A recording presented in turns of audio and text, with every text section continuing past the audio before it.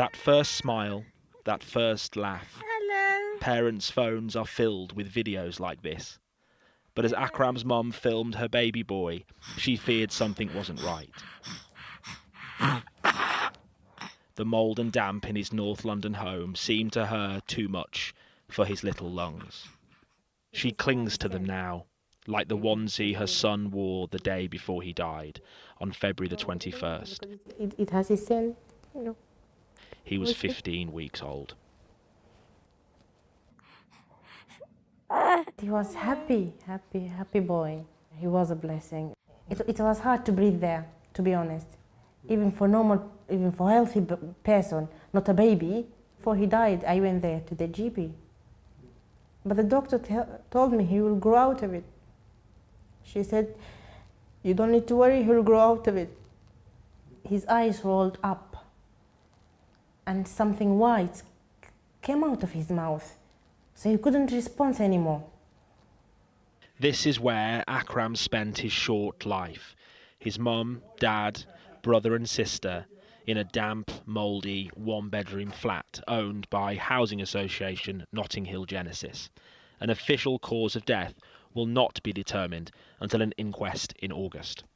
Are you convinced that your son died because of the state of that flat? Yes, because of mold and damp. Now we start complaining for a long time, over 5 years. Over 5 years.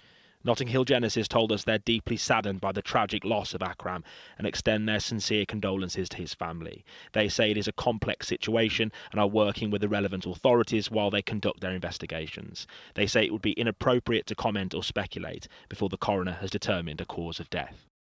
For more than 4 years, ITV News has been investigating the shocking state of some homes owned by councils and housing associations across the country. Families forced to live in barely believable, totally unlivable squalor. And in that time, complaints by tenants have soared. In March 2020, England's Housing Ombudsman, which deals with disputes between residents and landlords, investigated just over 1,100 repair complaints about social housing providers. In March this year, that number had risen to just over 6,300, a jump of 474% in 5 years.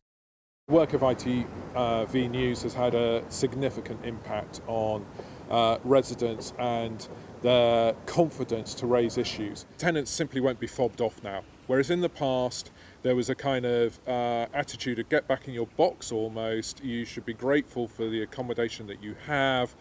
But even when families do speak up, they don't always feel like they're heard.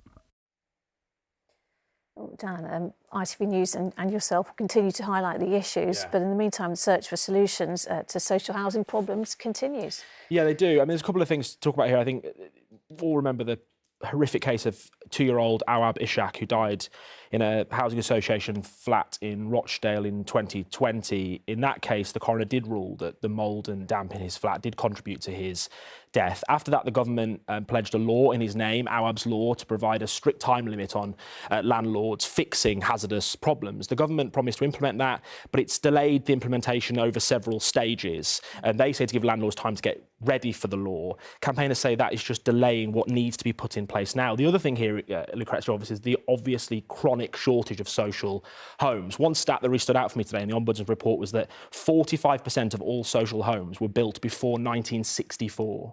We have a chronic shortage of homes, and what's left is in really poor old condition. The government has promised to build 1.5 million homes of all types over the next 5 years. It hasn't said how many of them will be social homes when they are desperately needed.